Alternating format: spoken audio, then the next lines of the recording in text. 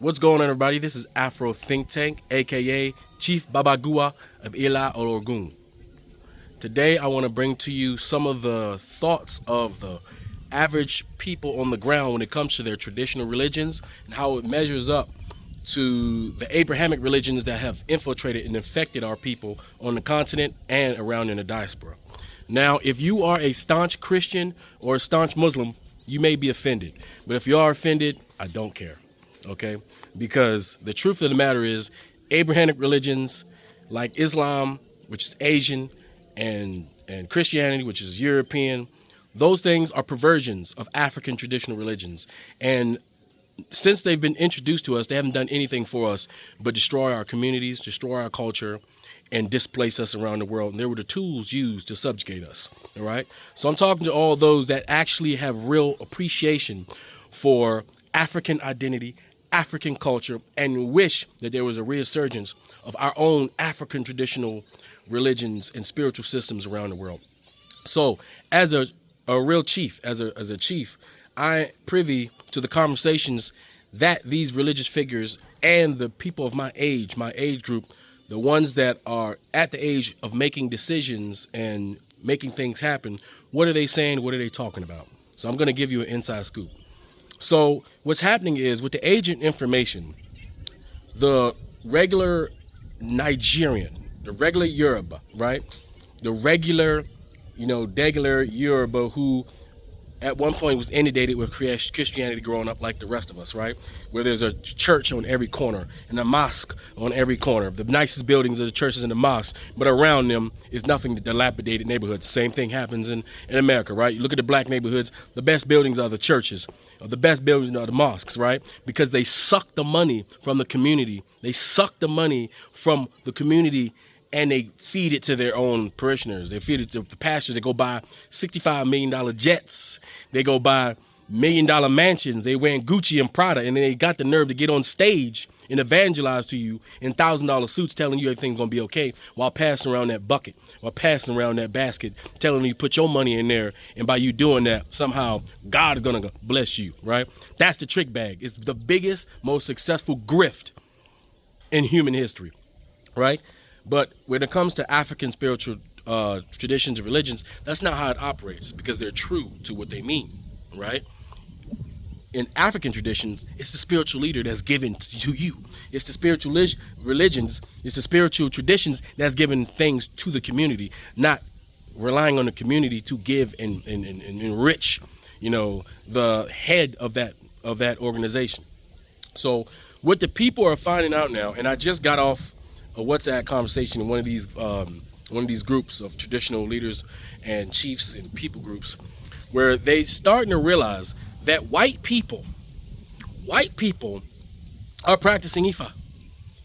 White people are worshiping the Orishas, right? And by the way, for you guys who don't understand, Orishas, right? We look at them as, people who don't know look at them as gods, but they would be more equivalent to angels, right?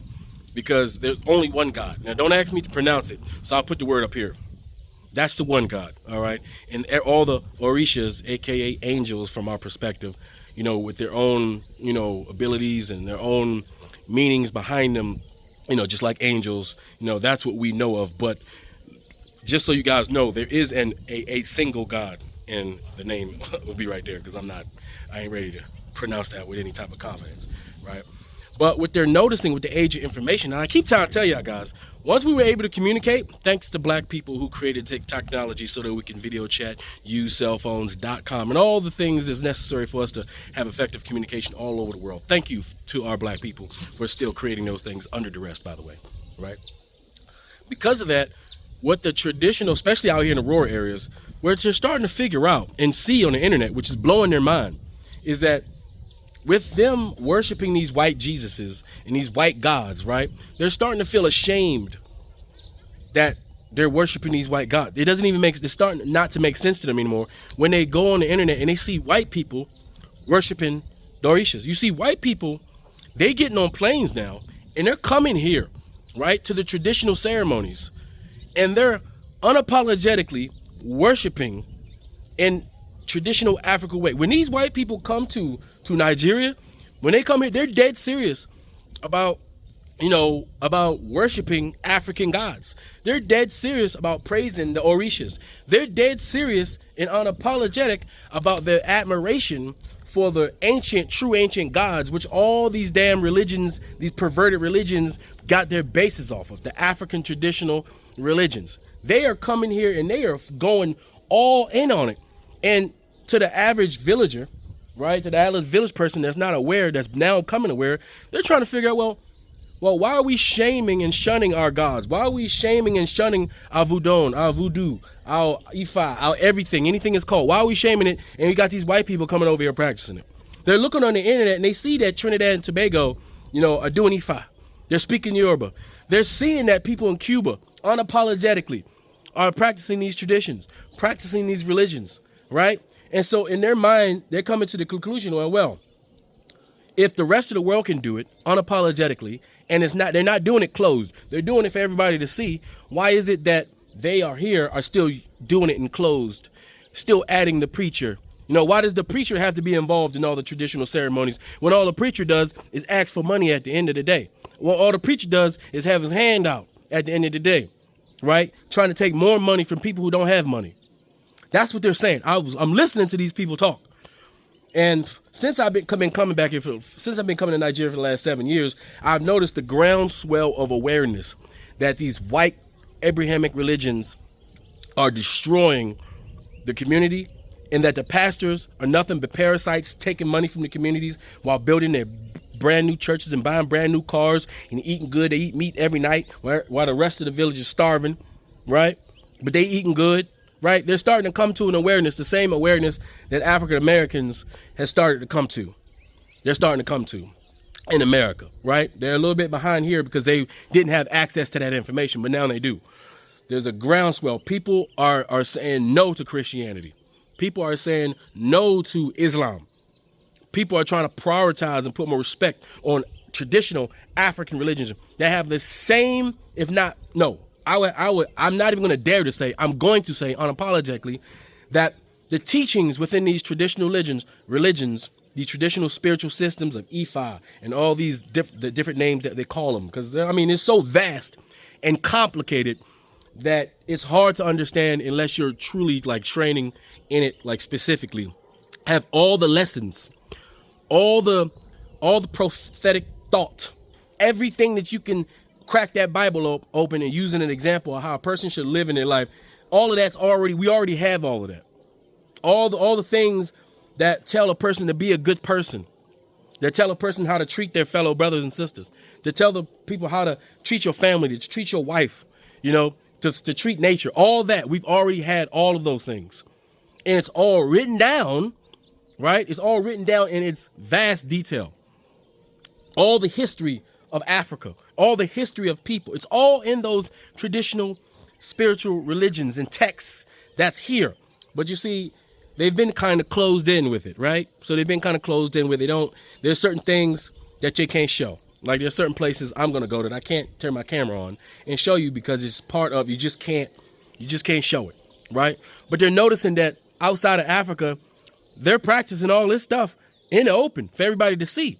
So they're starting to realize that there is a reason for evangelizing, if you know what I mean. They're starting to see there's a reason for advertising your culture. You see, there was no concept of that, to advertise to the world, because we don't have African people. We don't have a colonizing mindset. So we don't try to colonize people's minds with religion. We just do what we do. And if someone wants to join, you go through the processes, you can join. And just like black people have joined white people religions and Asian people religions, and they're so unapologetic. There's a church going on right next to me right now where there's a bunch of African people worshiping white Jesus, right? Where the pastor is sitting there collecting that little bit of narrative they got so that he can go and build a 2-story house somewhere, right? So he can go and buy him a nice car so he can eat meat every night. While the rest of these people wish that when they put that money in the bucket, that something amazing is going to happen to them. They're doing it right now, and it's going to be a long fight. Because just like in America, Christianity has done a great job brainwashing our people. Islam is going to be even harder to get rid of because Islam has established itself way before Christianity. But at the same time, even Islam, even if people are saying the same thing about Islam, what has Islam done for the African, but kill us, but sponsor the transatlantic slave trade, but allow the Arab traders to come in and establish themselves, but brainwash our people into believing another form of Christianity. Judaism, same thing. Judaism, Islam, it's the same thing. You might as well call them denominations of the same religion, Abrahamic religions. All of it doesn't belong to us. We have nothing to do with that. Now, does that mean that the original people of that area weren't black? No, they were all black. And that's the thing we need to get over. Stop calling yourself Jews. Stop saying you're the original this. No, the people of the Orient, the Middle East, were all black. Irania, Saudi Arabia, Iraq, all that, those were black people. When I was in the United States Marine Corps and I went there, I saw that they were still black, the ones they don't show you on TV. But that is the most mixed area in the world, because that's where the African traded with the European and the African traded with the Asian and everybody. That was the meeting place. That's why you have these Arabs, but most of them are European Turks. Look at the Arab areas and you see who the leaders are. They're white. If they did their DNA, it would say somewhere in Russia or Ukraine or some shit like that. Right? These people are just Europeans. They have a colonizing mentality. So they move into people's places. They take over their identity, right? And then they claim to be that person. That's how they operate, right? Black people, we don't operate that way. We don't have to do that, right? So we need to get rid of this mentality that we're using, this Western mentality, to try to claim all these white, European, fantastical, made-up things, and appreciate and put some respect on the original religions and spiritual systems and ways of thinking and scripts that inspired all these people to try to make their own copies. You understand? So yeah, just know, best believe, the groundswell is happening. The groundswell of putting respect back on the traditional, central African way of thinking, being, and our spiritual system is going to make a comeback. It's going to make a comeback. All right. So I'm just giving you a little inside scoop from being on the inside to those who are not privy to this type of information. Anyway, that's all I got to say. It's Afro Think Tank. Learn something, teach them. I'm out.